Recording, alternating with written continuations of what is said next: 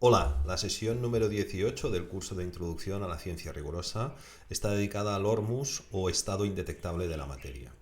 Esta sesión es la última del capítulo 3 dedicado a la química física y, como sabéis, si habéis visto el vídeo anterior, tiene dos webinarios, es decir, será en 2 semanas debido a su profundidad y a su complejidad. Bien, en esta segunda semana la verdad es que el webinario que hemos dado, tanto el del miércoles como el del jueves, ha sido bastante abierto, en el sentido de que hemos visto y profundizado en un aspecto sutil que creo que requiere de ciertos matices y comentarios profundos. Como os decía en el vídeo anterior, el hormus o orme es una sal que David Hudson encontró en las profundidades de una mina de oro y que encontró que era indetectable, es decir, que no respondía a los patrones de la tabla periódica. Ahí no había nada. El estudio profundo de esta sal con los químicos y físicos más importantes en metales de transición le llevó al desarrollo de una patente que finalmente publica en el año 1993, si no recuerdo mal, que determina la forma como se puede pasar de este estado indetectable a un estado detectable. Y estos elementos que aparecían después de este proceso descrito por Hudson eran nada más y nada menos que los elementos más preciados de la Tierra, aquellas que se encuentran en el centro de la tabla periódica, conocidos como metales de transición. Estos metales, el iridio, el rodio, el paladio, como os digo, son los metales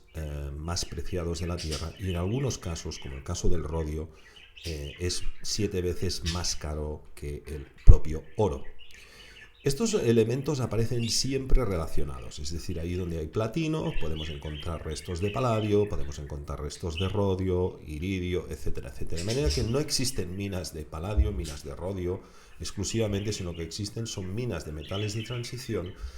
los cuales después, una vez extraídos, se separan. Bien, hay un aspecto fundamental y es que en la patente de, de, de David Hudson encontramos de que este estado indetectable de la materia también lo podemos encontrar en ínfimas proporciones, pero significativas, de hasta un 5% en los cerebros de algunos animales y en plantas. En concreto, el constituyente esencial sería el iridio monoatómico y el rodio monoatómico. ¿Pero por qué llamamos monoatómico? En realidad lo llamamos orme, que significa orbitales reorganizados electrónicamente. Esto significaría que en su forma metálica y detectable, es decir, cuando es plata, platino, iridio, detectable, tendría una configuración de sus electrones que es diferente de la configuración que tendría en su estado orme, lo cual lo haría indetectable. En el caso concreto del oro, por ejemplo, el oro tendría una constitución de 11 electrones, los cuales están divididos solamente uno en el orbital S y 10 en el orbital D. Por lo tanto, eso significaría que hay un electrón que debería estar en el orbital D que en realidad está sacado del orbital S. Bueno, todo esto da lugar a una serie de complejidades que llevan al hecho de que Hudson en su patente especifica de que hay solamente una forma de detectar estos estados orme con respecto a sus estados metálicos, en el sentido de que hay unas pequeñas emisiones de energía que indican que hay una reorganización de estos orbitales, es decir, de su forma 1s 10d del oro en su estado normal a otra forma electrónica de configuración de estos electrones en su forma orme que lo convierten en indetectable. Sin embargo, este hecho, que está patentado y que implica un proceso industrial de obtención de un metal a partir de una forma no detectable de la tabla periódica, no responde a la idea de por qué estas sales indetectables tienen tantos hechos que hacen que no puedan explicar su significativo aporte de vida, ¿vale? Digo esto porque el precipitado de agua de mar, que se conoce como hormus de manera popular, es cierto de que ofrece unas posibilidades tanto en plantas como en animales muy espectaculares. Es decir, en microdosis de estas cantidades se produce un aumento muy significativo del crecimiento y la vitalidad de las plantas, así como de los animales. De hecho, una de las cosas que vamos sobre la patente de Arthur Thaler, que fue quien patentó este sistema, es el hecho de que dando microdosis a pollos de este sustrato de agua de mar se producían pues un aumento muy significativo de la vitalidad de estos animales. La mayoría de ellos no morían, el porcentaje de crecimiento era incluso de un 20% superior. Incluso Arthur Thaler llegó a decir que si bien los resultados en plantas eran espectaculares, todavía lo eran más en animales. Aquí hay una brecha. Lo que quiero decir con todo esto es que realmente son muy pocos los que han estado investigando estos estados indetectables de la materia y realmente queda mucha brecha teórica para comprender verdaderamente este fenómeno.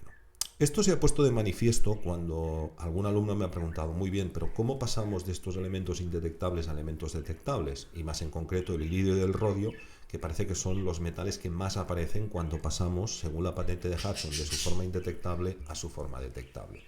Pues la verdad es que es un tema bastante complejo, pero más allá de esto, lo que quise poner de manifiesto es el hecho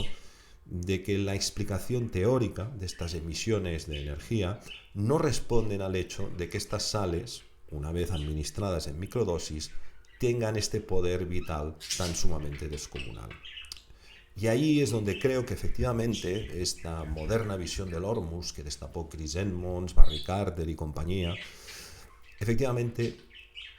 nos rescata la idea de los alquimistas en el sentido de que para los alquimistas en las sales se había acumulado aquello que se llamaba el spiritu mundi, o el alma, o el espíritu de la planta, o su fuerza vital. El hormus, por tanto, nos pone de manifiesto algo que va a ser la puerta de entrada del siguiente tema, que es el capítulo 4, dedicado a la biología, donde siempre, históricamente, ha habido una competencia entre las visiones vitalistas, es decir, aquellas visiones que consideraban que los seres vivos estábamos impulsados por una fuerza que es puramente propia de los seres vivos, de las hipótesis que surgieron a posteriori, sobre todo con Pasteur y compañía, y que dominan la biología actual, de que con la simple bioquímica y las simples reacciones químicas nosotros podemos explicar la fuerza vital de los seres vivos, e incluso porque los seres vivos tienen conciencia, lo cual es algo que ante las evidencias experimentales es un solemne disparate. Así que nada, es un título bastante metafísico. Normalmente a mí en las explicaciones trato de ser lo más simple posible, pero esto es lo que ha dado de sí esta sesión. Ha sido verdaderamente interesante, pero realmente si deseas profundizar en ella debes de hacer el curso, porque estamos ante uno de los temas más fascinantes, pero al mismo tiempo también más complejos. Así que nada, esto es lo que ha dado de sí la segunda parte de la sesión 18 dedicada al hormus, y en la siguiente sesión vamos a entrar ya por fin en biología, donde vamos a ver bueno, pues tres aspectos bastante interesantes, como son el biocentrismo de Robert Lanza, la atmósfera profunda de Thomas Gold, y sobre todo vamos a empezar a estudiar la obra de uno de los más grandes científicos de la historia, que fue Antoine Béchamp, con el descubrimiento de las microcimas. Así que nada, te espero en la siguiente sesión del curso de Introducción a la Ciencia Rigurosa, donde por fin entraremos en la parte de biología. Dale un like si te ha gustado el vídeo, y nada, para más información consulta en la Living University of Terrain información sobre el curso si es de tu interés. Así que muchas gracias por tu atención y hasta el próximo programa.